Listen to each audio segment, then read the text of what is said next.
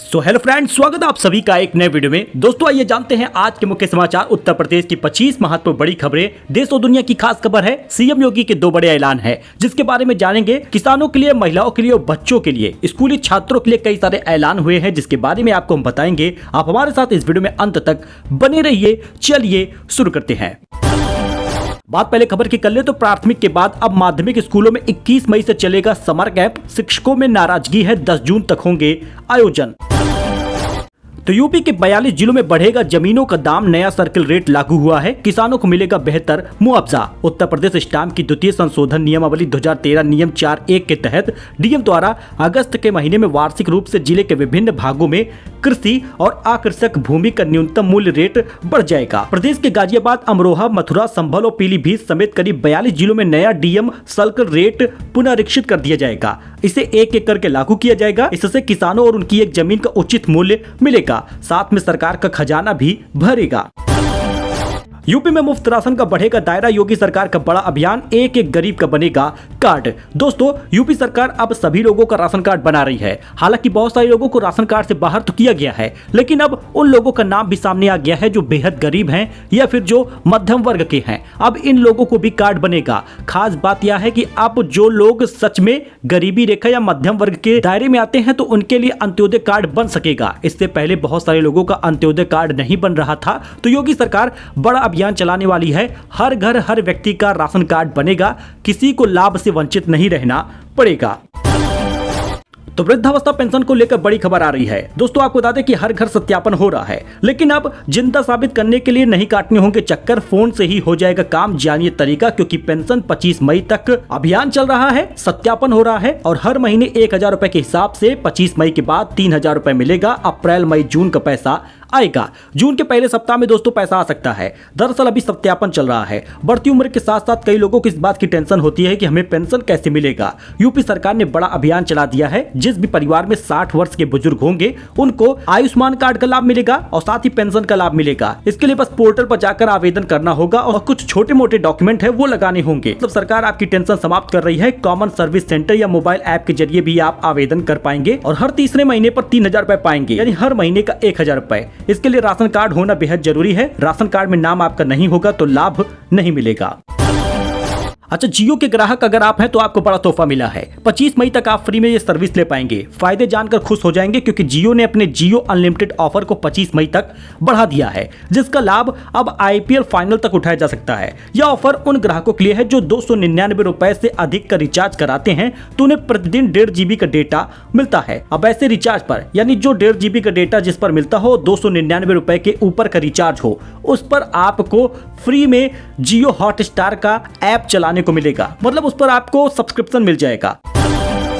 PM किसान निधि को लेकर बड़ी अपडेट आ रही है। 20वीं किस्त का पैसा चाहिए तो आपको बड़ी खुशखबरी बता दे, किसानों को राहत मिल गई है। क्या बदला है, जरा नियम को जानिएगा, क्योंकि आपको बताते चले कि साल भर में 6000 रुपए मिलता है। अब पीएम किसान निधि की 20वीं किस्त का बड़ा बदलाव देखने को मिला है। नोडल अधिकारियों के मोबाइल नंबर या फिर ईमेल पर शिकायत करते हैं तो उसका रिप्लाई नहीं आता। इस बदलाव से किसानों को बड़ी राहत मिल गई है। उन्हें अब अपनी सभी प्रकार की समस्याओं का समाधान नोडल अधिकारी की सहायता से मिल जाएगा। मतलब उसको मदद करनी होगी। फार्मर रजिस्ट्री आप करा लीजिए और साथ ही आप अपने सारे डॉक्यूमेंट सही करा लीजिए, क्योंकि जून में आने वाली है किसान निधि।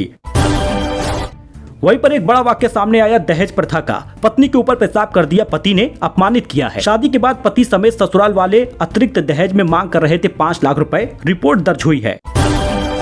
अयोध्या में बारिश शुरू हुई है, 10 शहरों में छाया है बादल। अलीगढ़ में तेज आंधी से महिला की गर्दन तक कट गई। 51 जिलों में बरसात हो रही है, ओलावृष्टि का अलर्ट है। आंधी से एक पेड़ उखड़कर साइकिल सवार रुपेश पर गिर गया। मतलब इस प्रकार से आंधी चल रही थी। दोस्तों आप विजुअल देख लीजिए और अंदाजा लगाइए कि किस प्रकार का मौसम अभी 9 मई तक रहने वाला है। सबसे पहले ये जानिए कि सीएम योगी ने अधिकारियों को सतर्क रहने का निर्देश भी दिया है। आंधी, बारिश, ओलावृष्टि और वज्रपात के जिलों को अलर्ट रहने को कहा गया है। यूपी के इन जिलों में तेज हवाओं के साथ बारिश की संभावना है। अपने जिले का नाम देख लीजिए। वहीं पर यूपी में 3 दिन ऐसे ही मौसम रहने वाला है, 7, 8 और 9 मई को।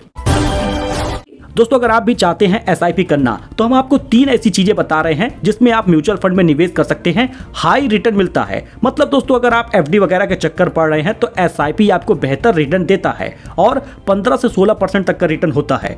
खास बात यह है कि हम आपको ऐसे 3 म्यूचुअल फंड के बारे में बता रहे हैं जिसपे अभी तक हाई रिटर्न ही बना है। HDFC large and mid cap fund की बात कर रहे हैं, पहला नाम इसी का है। दरअसल सभी लोगों ने इसको 4 स्टार रेटिंग दी है, यानी जो इसमें निवेश किया है अच्छा रिटर्न पाया है। तो अगर आप लॉन्ग टर्म इसमें निवेश करते हैं तो अच्छा रिटर्न मिलेगा। HDFC large and mid cap में आपको लगभग 19 से 29% का रिटर्न मिल सकता है। तो आप 1000 रुपए की हर महीने की SIP करना इसमें शुरू कर दें। वहीं पर दूसरा फंड है ICICI का prudential large and mid cap fund, इसमें आपको 14% तक का रिटर्न मिल सकता है। वही तीसरे नंबर पर SBI long term equity fund है जो रेगुलर प्लान है, 1000 रुपए का इसमें भी आप निवेश कर सकते हैं। दोस्तों SIP करना बेहद जरूरी है। जो लॉन्ग टर्म का निवेश होता है महीने भर में तो आप 1000 रुपए इधर उधर तो खर्च ही कर देते होंगे जिसकी कोई गिनती ही नहीं होगी। तो आप इसमें एक बार निवेश करके देखें, 10 साल में आपको ऐसा रिटर्न मिलेगा जिससे आप बेहद खुश होंगे। इस बीच यूपी में 14 IPS के ट्रांसफर हो गए हैं, 7 जिलों के कप्तान बदल चुके हैं। अयोध्या SSP को गोरखपुर भेजा गया है और वाराणसी IG को गृह सचिव की जिम्मेदारी दी गई है। योगी सरकार ने सोमवार देर रात 14 IAS अफसरों का ट्रांसफर कर दिया है। इसमें 1 IG, 3 DIG और 10 SP रैंक के शामिल है। गौरव ग्रोवर को अयोध्या की कमान मिली है। तो जो भी बदलाव हुआ है, जो नई तैनाती दी गई है, पूरा डिटेल इसमें दिया गया है, आप इसको एक नजर देख सकते हैं।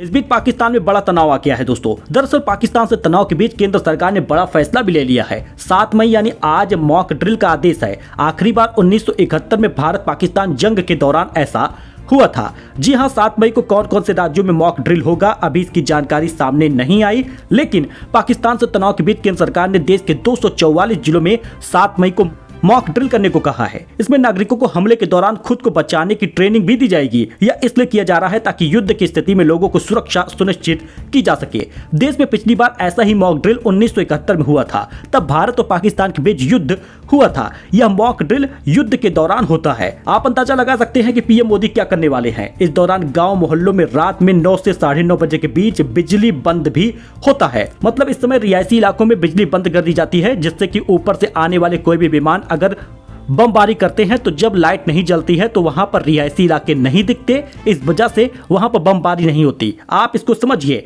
मॉक ड्रिल में 5 बातों पर जोर दिया जाता है जिसको आप देख सकते हैं, समझ सकते हैं। मॉक ड्रिल और ब्लैकआउट एक एक्सरसाइज होता है युद्ध से पहले का। वही बाबा बर्फानी की पहली तस्वीर आ गई सामने। बम बम भोले कमेंट में लिख दीजिएगा। 7 फीट ऊंचे हिम शिवलिंग के दर्शन को आएंगे लाखों श्रद्धालु। यात्रा 3 जुलाई से रक्षाबंधन तक होगा। जी हां, ये पहली पिक्चर है। अमरनाथ गुफा दक्षिण कश्मीर में समुद्र तल से 17,000 फीट की ऊंचाई पर बाबा बर्फानी की। कश्मीर के अनंतनाग जिले में अमरनाथ की पवित्र गुफा में बाबा बर्फानी की पहली तस्वीर है। इस बार बर्फ की शिवलिंग करीब 7 फीट ऊंचा बना है। आपके कमेंट नहीं रुकने चाहिए, बम बम भोले जरूर लिखिएगा। वही पाकिस्तान बोला भारत कभी भी हमला कर सकता है। पाकिस्तान सेना ने LOC पर 12 दिन तक लगातार 8 जगह फायरिंग की है। आपको बताते चले कि सिविल डिफेंस मॉक ड्रिल करने वाला है। तो अब यूपी में बिना नक्शा पास कराए जा सकेंगे अपने घर। 15 दिन में होगा ऑटोमेटिक अप्रूवल। योगी सरकार ने बड़ा बदलाव कर दिया है। जी हां दोस्तों, योगी सरकार ने यूपी में 1000 वर्ग फीट तक के घर बनाने के लिए नक्शा पास कराने की अनिवार्यता खत्म कर दी है। 7 से 15 दिन में अनुमति न मिलने पर स्वीकृत मान लिया जाएगा। 5000 वर्ग फीट तक के प्लाट के लिए आर्किटेक्ट का प्रमाण पत्र पर्याप्त होगा। नए नियमों में भवन निर्माण प्रक्रिया सरल हो जाएगी। 1000 वर्ग फीट तक के घर के बनाने के लिए नक्शा पास कराने में अनिवार्यता खत्म हो चुकी है। वहीं पर दोस्तों अडानी ग्रुप के सभी 10 शेयर में तेजी आई है। टोटल गैस 11%, एंटरप्राइजेस 7% तक चढ़ा है। अच्छे तिमाही नतीजों का असर है। वही सोने की कीमत में उछाल आ गया। नया रिकॉर्ड बना है। 1328 रुपए सोने के दाम बढ़ गए, 95,282 रुपए पहुंचा है। इस साल 19,120 रुपए महंगा हुआ है महज 4 महीने में। मई महीना तो अभी शुरुआत हुआ है। साल के आखिर तक 1,10,000 का अनुमान लगाया गया है। दिव्यांग का मजाक उड़ाने का मामला सामने आ चुका है। सुप्रीम कोर्ट का आदेश है, समय रैना समेत 5 इन्फ्लुएंसर अगली सुनवाई में नहीं पहुंचे तो लिया जाएगा स्ट्रिक्ट एक्शन। राहुल की नागरिकता मामले में इलाहाबाद हाईकोर्ट ने बड़ा फैसला दे दिया है। रिपोर्ट के अभाव से केस बंद हो गया। केंद्र बोला संबंधित देश नहीं दे रहा जवाब।